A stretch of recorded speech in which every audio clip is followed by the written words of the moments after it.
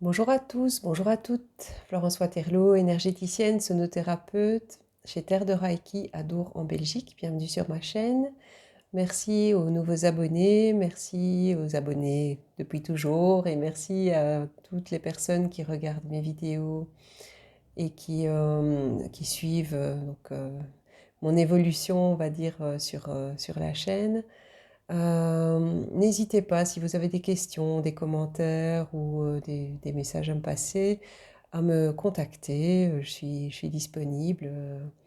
Donc vous allez voir, il y a mon site internet qui se trouve en dessous de la vidéo, il y a ma page Facebook et il y a ma page Instagram. Donc n'hésitez pas.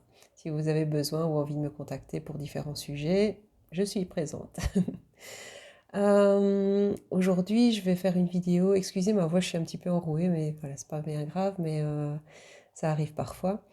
Je vais faire une vidéo aujourd'hui sur les différents cristaux à utiliser pour le rééquilibrage, entre autres, des centres énergétiques, donc les chakras. Ça va être assez concis par pierre parce que sinon je pourrais en parler pendant des heures. C'est un sujet qui est très très vaste. Donc je vais me limiter à citer quelques pierres, à vous en montrer quelques-unes et dire un petit peu à quoi elles servent et comment elles peuvent vous aider donc à améliorer votre bien-être. Euh, alors, d'un point de vue donc des centres énergétiques, j'ai envie de le faire à l'envers, donc je vais commencer par le haut. Euh, Tout d'abord, il existe donc différentes formes de cristaux. On va vous les présenter sous forme brute. Donc ici, j'ai une célestine qui est la pierre des anges. Donc elle est gris légèrement bleutée. Alors aussi, désolée pour les couleurs. Bon, je suis sous lumière artificielle. Je vis en Belgique. Bon, là, vous voyez, il fait jour. C'est pas trop ça. Bon, il y a très peu de luminosité, donc je suis obligée d'avoir recours à la lumière artificielle. Donc ceci est une pierre vraiment brute, donc on voit les petites pointes de cristal naturel qui se montrent là. Et c'est assez joli.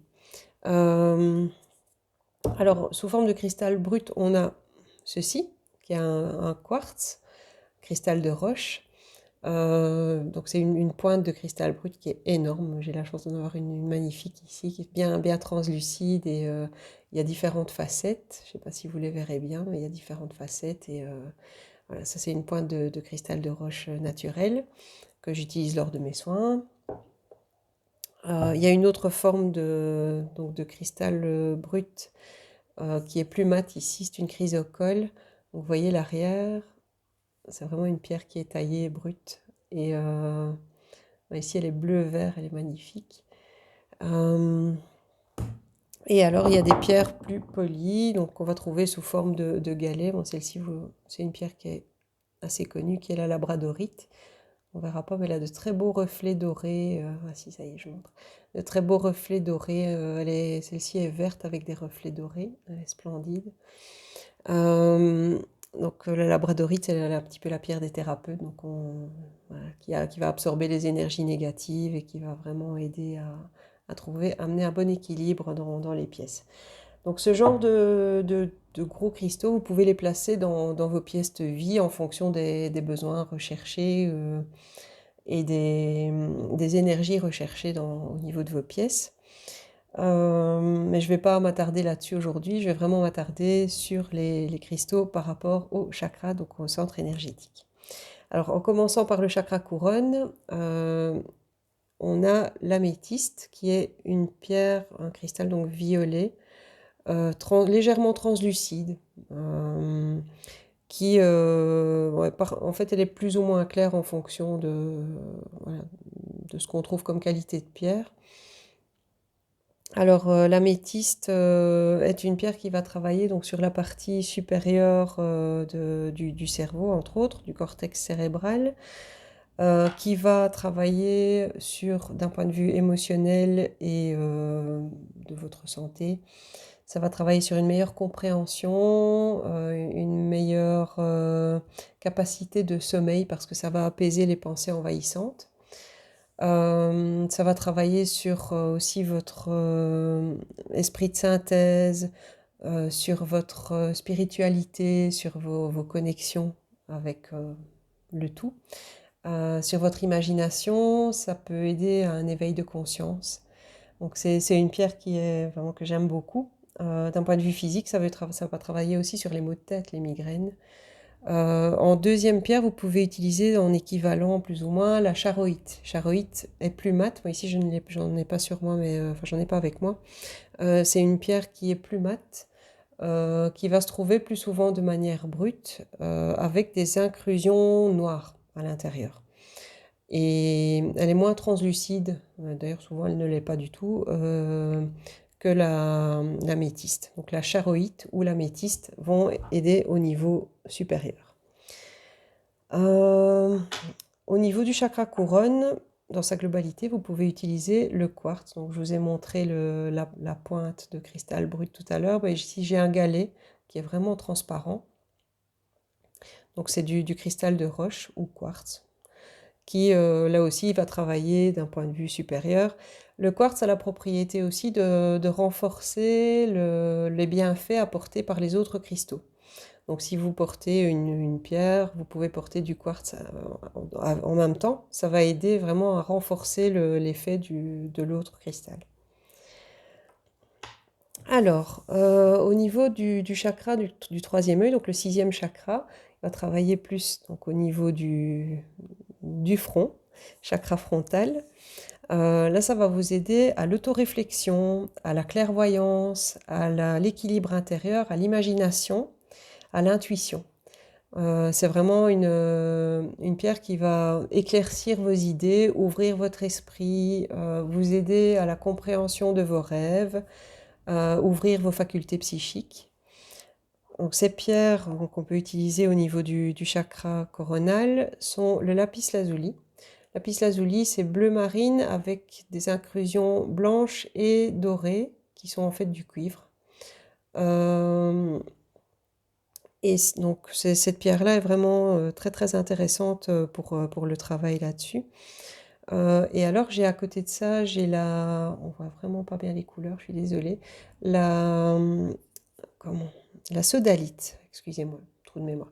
La sodalite, donc qui est bleu marine avec vraiment des inclusions blanches, mais sans dorure, sans rien du tout. La sodalite est un petit peu plus douce que le lapis lazuli au niveau du travail. Donc là, ça va travailler sur la partie inférieure du cerveau, le nez, les sinus, les yeux, les oreilles internes, l'audition, et alors tout le système nerveux central. Donc ça peut avoir un effet apaisant et équilibrant au niveau physique aussi. Le chakra de la gorge, donc tout ce qui est gorge, on va aller à ce moment-là sur des pierres bleu clair. Celles-ci, avec la lumière, donnent légèrement gris, mais voilà, elles sont bleu ciel tirant vers le gris. Alors, au niveau de cette pierre-ci, j'ai l'angélite. Et au niveau de cette pierre-ci, j'ai le quartz bleu, donc le cristal de quartz bleu. Alors, ces pierres ne sont pas translucides, ne sont pas transparentes. Elles sont plutôt même mates, je dirais, d'un point de vue visuel. Alors, ces pierres vont travailler principalement sur la communication. Donc, c'est communication intuitive avec les autres, l'expression de vous-même, l'expression de qui vous êtes, l'expression de votre créativité. Donc, si vous avez des blocages aussi d'un point de vue verbal, donc les gens qui ont des problèmes de bégaiement ou ce genre de choses peuvent être aidés par ces pierres bleu clair. Donc ici, je vous dis, j'ai l'angélite, le quartz bleu pour en citer deux. Bon, il y en a d'autres, bien sûr, mais voilà. C'est un peu comme les goûts et les couleurs, ça ne se discute pas. Il y a aussi vos choix de pierres. Les pierres doivent vous parler. Quand vous choisissez une pierre, la pierre doit vous parler. Si vous ne la sentez pas, ne prenez pas ce cristal-là, c'est qu'il n'est pas pour vous. C'est vraiment important pour vous de faire ces choix conscients aussi quand vous devez ressentir les cristaux, vous devez les manipuler, les toucher. Quand vous allez dans un salon, vous avez souvent des petites cases comme ça en bois avec plein de cristaux, de pierres dedans. Mais prenez-les, essayez, touchez-les, ressentez-les. La pierre qui va vous appeler, c'est la bonne. Ne cherchez plus, vous l'avez trouvée. Et quelquefois, allez-y à l'intuition, donc c'est-à-dire ne vous basez pas seulement sur une couleur, basez-vous aussi sur ce qui vous appelle. C'est très important. Alors au niveau donc des pierres bleu ciel, ça va donc, outre tout ce qui est expression, ça va aussi travailler sur les maux de gorge, les maux de bouche, mâchoire, gencive, les ganglions, la nuque, les cervicales, la trachée, le système respiratoire, les épaules. Donc ça va vraiment travailler sur toute cette zone et ça amène donc un équilibre, un apaisement à ce niveau-là. Alors, on descend un petit peu plus bas, le chakra du cœur, qui se trouve au niveau de votre cœur, de votre poitrine, de votre torse. Là, j'ai sélectionné 2 pierres. Les plus souvent citées sont le quartz rose, que j'ai ici, qui donne un peu blanc, il est rose, rose pâle, qui est légèrement translucide. Et ici, j'ai la chrysocole, c'est une pierre que j'aime bien, qui est bleu-vert, ou plutôt verte. Voilà. Ça va travailler donc vraiment sur la zone du cœur pour l'acceptation de soi, l'amour de soi, la sagesse, la communication d'idées, les deuils, vraiment la confiance en soi aussi un petit peu, vraiment par l'amour de soi, évidemment. Et ça amène vraiment donc un équilibre d'un point de vue du cœur. Ça peut travailler physiquement sur le cœur, ça va travailler sur toute la zone donc autour, je vais dire, du cœur, donc qui va inclure la cage thoracique, le diaphragme, les seins, les épaules, les bras, les avant-bras, les côtes, les vertèbres dorsales. Ça va travailler sur le système circulatoire et sanguin. C'est une pierre, donc le quartz rose est une pierre très douce qui peut être utilisée sur les enfants aussi, pour vraiment apaiser, parce que bon, les enfants, au niveau de l'amour de soi, peuvent subir parfois des chocs émotionnels ou voilà, des problèmes familiaux qui vont engendrer des problèmes au niveau du cœur et de l'amour de soi. Est-ce que c'est de ma faute, etc. Ce genre de culpabilité peut être apaisé par le quartz rose. Le quartz rose peut aider dans les deuils. Quand je parle des deuils, quand on perd quelqu'un, mais quand on perd quelqu'un aussi d'un point de vue relationnel. Ça peut aider à ce niveau-là aussi. La chrysocole, donc moi je l'aime bien, c'est ma pierre préférée, donc voilà.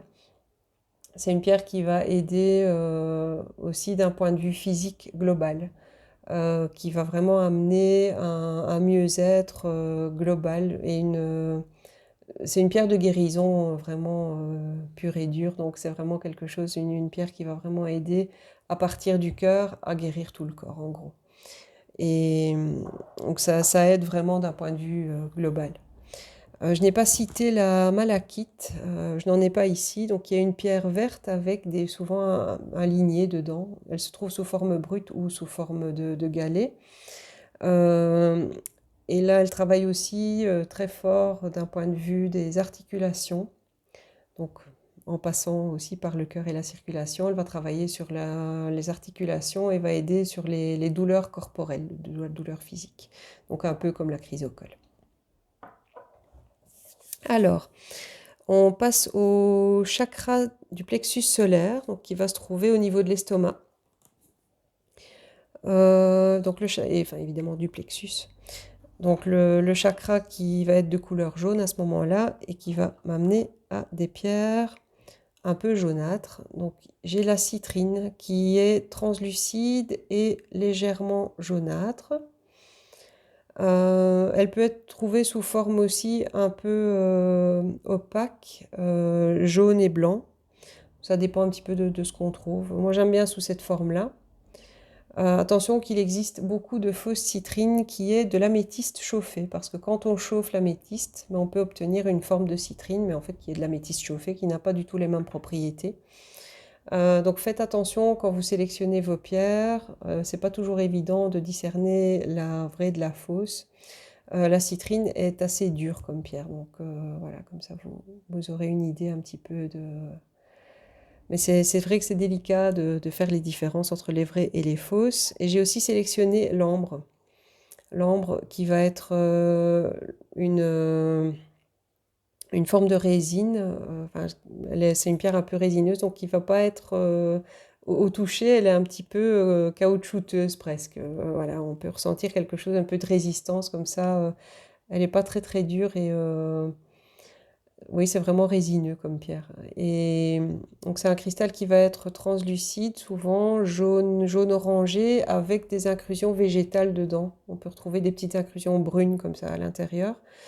Euh, L'ambre travaille aussi sur tout ce qui est inflammatoire et est une pierre intéressante qu'on met souvent sur les enfants pour les maux de dents et ce genre de choses quand ils sont petits.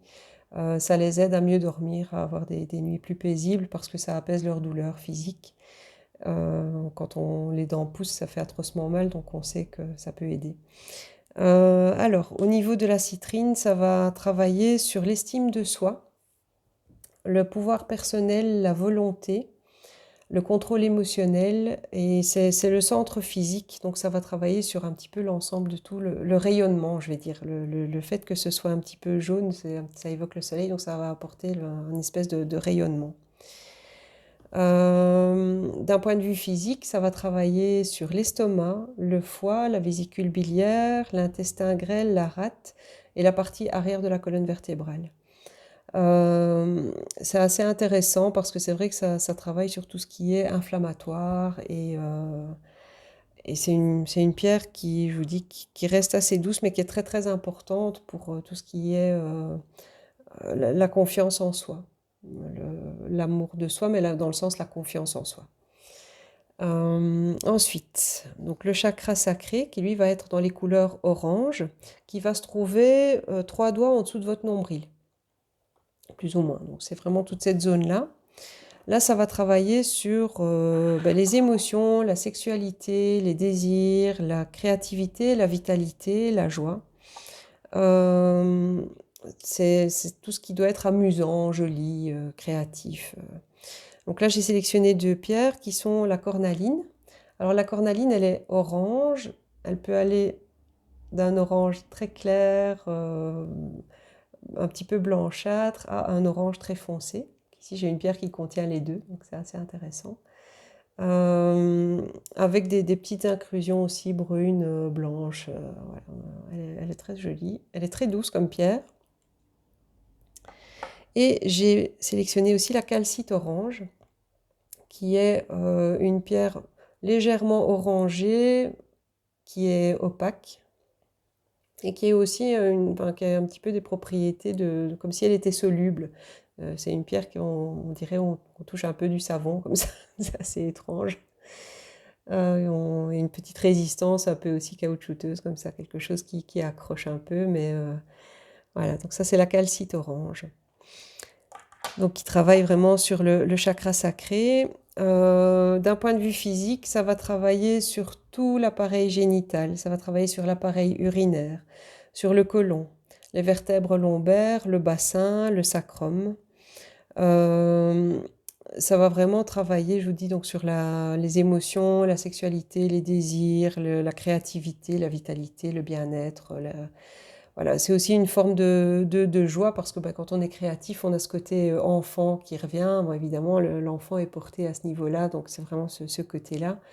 Euh, et c'est très doux aussi comme pierre. En tout cas, la cornaline l'est. Et c'est une pierre qui travaille un petit peu notre côté féminin, notre côté un peu doux. Et voilà, c'est une pierre que j'aime beaucoup. Alors, le chakra racine, qui lui va se trouver sous votre corps au niveau vraiment de l'enracinement du corps. Au niveau donc de ce chakra, c'est tout ce qui est survie, santé, abondance, connexion à la terre et évolution dans la vie, l'enracinement, la sécurité, le bien-être, la vie physique. C'est une pierre qui est en lien avec nos besoins. Alors, ça va travailler donc à différents niveaux. J'ai sélectionné 2 pierres pour vous montrer. Donc j'ai l'hématite, qui étrangement n'est pas dans les couleurs rouges. Mais c'est ce qu'on appelle la pierre du sang. Donc c'est du métal, en fait, c'est du fer. C'est de l'oxyde de fer. Si on la met dans l'eau, ben, elle rouille.